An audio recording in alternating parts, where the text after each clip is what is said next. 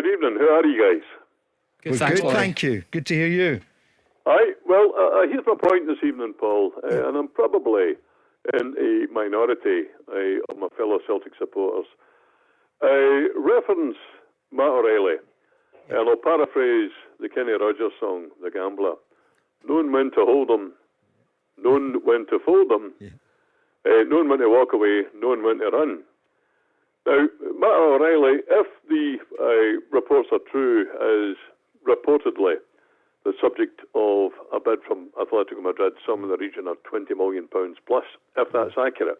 I don't know if it's accurate or not. They paid £1.5 million for him from MK Dons.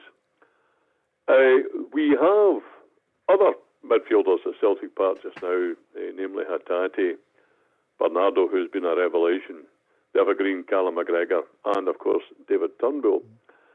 I can think back to when Alfredo Morelos was scoring goals for fun for Rangers, and Rangers desisted in selling him.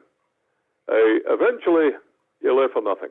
Okay, so I think as much as I would like to see Matt O'Reilly staying, one thing I don't kid myself on about, it's easy to get very sentimental and emotional about football. Football's a business, right? There's no sentiment in business. If Celtic are likely to acquire £20 million plus for Matt O'Reilly, and his stock is as high as it is just now, then from a totally business perspective, I would have no qualms about Celtic signing him now. I realise that there's a closely contested title race. I also know that there are some 7 or 8 days left before the transfer window ends on the 1st of February. If they were to accept Atletico Madrid's bid of £20 million, that's a pretty profit on the £1.5 million I paid to MK Dons.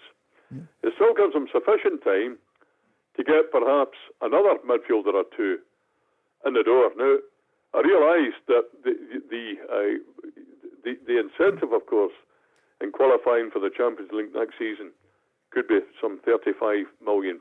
Yeah. Right, I get that, understand that fully. But I think that Celtic at the moment are a superior team to Rangers in terms of the playing personnel. I don't doubt or underestimate the impression that Philip Clement has made on Rangers since he arrived, and I think I've been in record of saying that several times. But if you're dealing in stocks and shares, you've got to cash in when the time is right. The panel's thoughts. Barry, considered argument there and controversial in some ways. Yeah, I know Laurie's saying about that they've got Hatate, they've got David Turnbull, they've got Bernardo who's come on to a fine game. I just think they've not got a player of the kind of quality in Matt O'Reilly. Now, I think the money that they're talking about, £20 million, I still think they would get that in the summer, Paul. I think waiting an extra 4 months, I don't think he'll stock will fall. Listen, he's done enough in his time up in Scotland to show that he's got the qualities to play at a higher level. I would just be so surprised. And I know Laurie's saying, listen, a hefty profit, £1.5 million. If they're saying 20 million, that's 18.5. That is unreal business.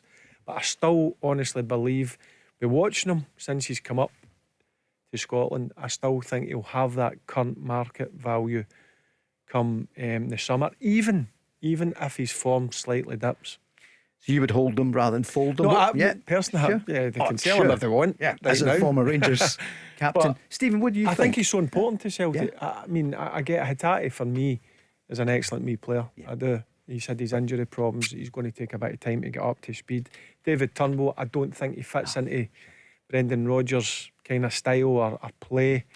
But for me, I think they would be absolute crazy to let him go. Stephen, what do you think? Matt O'Reilly's loving life at Celtic under Brendan Rodgers, but what do you think? I totally respect what Laurie's saying about being a business and the profit margin on Matt O'Reilly, but one of the things Laurie said was about he still has Celtic ahead of Rangers. I think that midfield battle at Celtic Park, it was glaring obvious how much ahead Celtic were in the midfield battle, and Matt O'Reilly's a key part of that. As good as Callum McGregor was on the day, I thought he was unbelievable on the day, but Matt O'Reilly's something else in terms of what I said earlier in the show about just being there and thereabouts in terms of chances created. He's always involved, and I mean, even the pass to Kyogo, obviously Kyogo's still got lots to do, and it's a stunning finish, but it's just the way, that's the way he plays football. It's, as a midfielder myself, you look at midfielders and you think they're a bit safe and they could have maybe passed forward. He always passes forward, and it's always with that wee bit of zip in it. He unlocks defences. Yeah, that's what he does. I just think, I mean, and one of the bugbears for Celtic is, with the profit, with the 70 million sitting in the bank, is they don't spend it well enough. I mean, how do you go out and get another Matt O'Reilly? Sure.